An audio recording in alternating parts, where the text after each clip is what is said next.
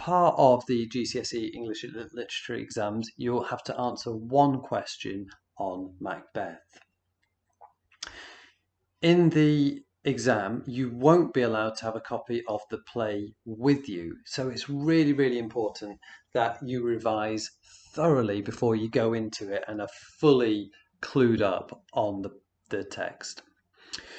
The question will give you a short extract from the play, and it will ask you to write about how Shakespeare presents a particular theme or idea, both in the extract itself and in the play as a whole. And you'll get marked in the exam for meeting the assessment objectives, often referred to as AOs. You might be familiar with that. So there is AO1, AO2, AO3, and AO4. Now I'm going to give you a little breakdown of what those assessment objectives are and what they mean for you when it comes to sitting the exam. So AO1, the examiner says you need to be able to read, understand and respond to texts, and students should be able to maintain a critical style and develop an informed personal response. And they should also be able to use textual references, including quotations, to support and illustrate interpretations. Now that's all very well, but what does that mean for you in everyday language? Well, it means that you can show, or that you have to be able to show, that you have read and understood the text. You need to be able to give your own personal ideas and thoughts about the play, and you need to be able to use quotes from the text as evidence to back up your points. It probably goes without saying, but the more detailed and developed your ideas are, the more marks you're going to pick up.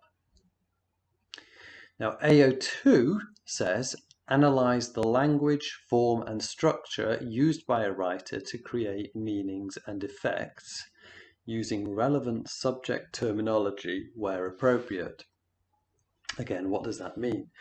Well, it means that you've got to talk about the way that Shakespeare wrote the play. So you need to be able to analyse the language that Shakespeare used and why he used it. And you also need to be able to analyse the way that he structured the play and why he did what he did in terms of setting it up. You can then go on to talk about the effects that Shakespeare's choices make on the audience and how the audience will respond to the choices that he has made. AO3 requires for you to show understanding of the relationships between texts and the contexts in which they were written. Now, the first part of that assessment objective we don't need to worry about, because that concerns itself with the poetry question that you'll also get in the exam.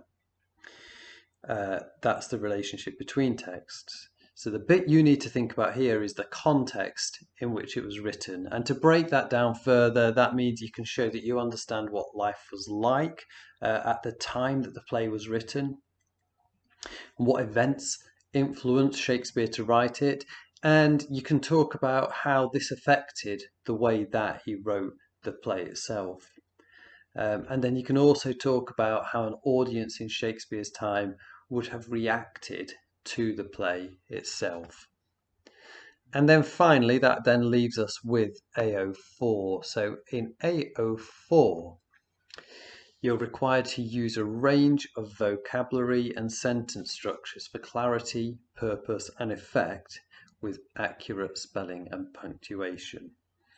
So whilst this exam is mostly testing your understanding of the text, how you respond to the text, it is also, the examiners are looking at your SPAG, your spelling, punctuation and grammar, and there are marks available for good spelling, punctuation and grammar in this exam. If you want this information available in written form, then please check out our revision guide on the Twinkl website. There are also a number of other Macbeth revision videos available on the YouTube channel. Thanks for watching. Bye for now.